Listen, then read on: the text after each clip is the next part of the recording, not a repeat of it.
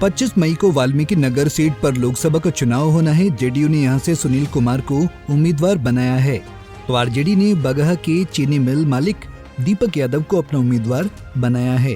कांटे की टक्कर के बीच दोनों प्रमुख गठबंधनों के उम्मीदवारों की मुसीबत बागी प्रत्याशियों ने बढ़ा रखी है। पिछले चुनाव में कांग्रेस के उम्मीदवार रहे प्रवेश मिश्रा जहां इस बार निर्दलीय चुनाव लड़ रहे हैं, वहीं कल तक बीजेपी में रहने वाले दिनेश अग्रवाल ने भी स्वतंत्र उम्मीदवार के तौर पर चुनावी अखाड़े में उतर चुके हैं। वाल्मीकि नगर लोकसभा सीट के नतीजे तय करने में जातीय समीकरण की अहम भूमिका है, इसलिए एक बार इस सीट के जातीय समीकरण पर चर्चा करना जरूरी है। थारू आदिवासी समाज के लोगों की आबादी 1,59,000 है, तो ब्राह्मणों की आबादी इस सीट पर लगभग 2,15,000 है।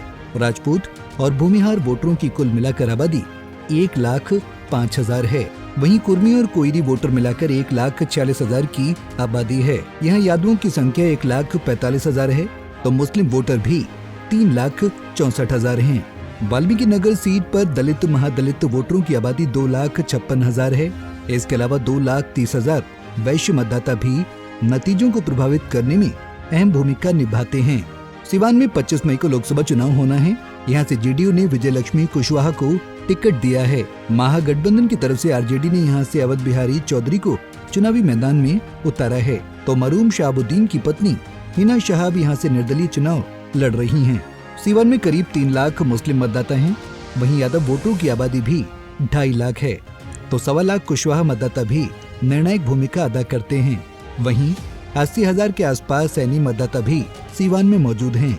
इसके अलावा सिवान में अगड़ी जाति के करीब 4 लाख वोटर हैं, तो अत्यंत पिछड़ा वोटरों की आबादी भी 2.5 लाख है। जब शहाबुद्दीन यहाँ की राजनीति में हावी थे, तब उनका अच्छा खासा प्रभाव उच्च जातियों में भी था। ऐसा अनुमान लगाया जा रहा है कि इस बार हिना शहाब को मुस्लिम और अगड़ी जाति के मतदाता सपोर्ट कर रहे हैं। ऐसे में अवध बिहारी चौधरी मुकाबले में तीसरे नंबर पर आ सकते हैं।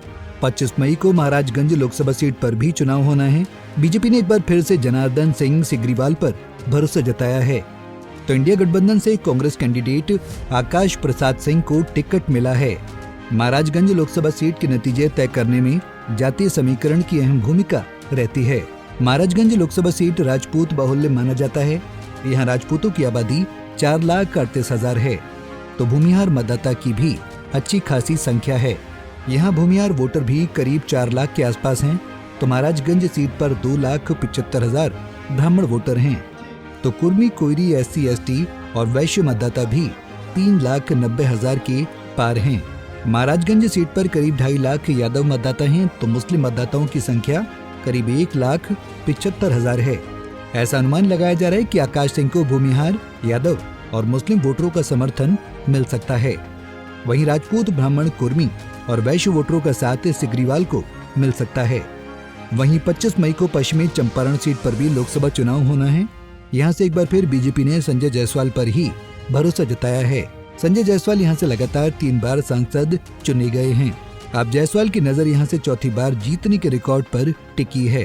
हालांकि जायसवाल के लिए इस बार चुनावी लड़ाई आसान नहीं है। लालू यादव ने जायसवाल के खिलाफ एक खास रणनीति बनाई है।